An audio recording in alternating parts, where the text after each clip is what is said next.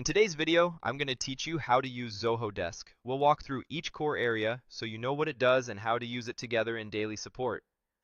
Start by opening your Zoho Desk workspace. On the main screen, note the left navigation for modules and the top search bar to find tickets or articles quickly. If you have multiple departments, select the right one so you're viewing the correct queue. A quick orientation here makes the rest of the workflow faster.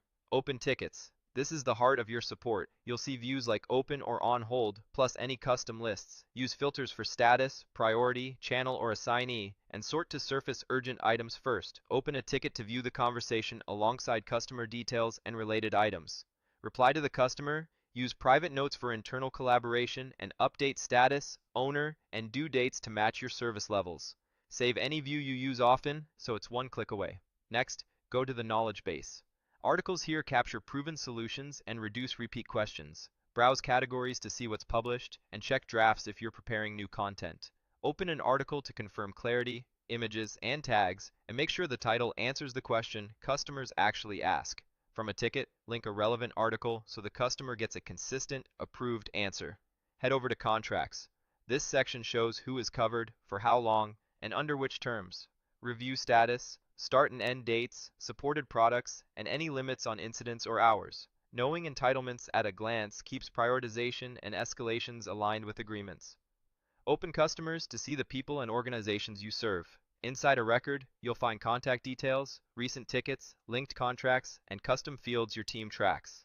The timeline provides quick history, which helps before you reply or escalate. Accurate records here improve ticket handling and reporting. Switch to analytics.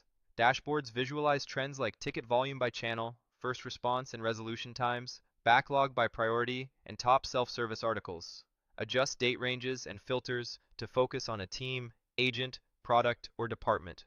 Use these insights to spot bottlenecks and celebrate improvements. Move into activities.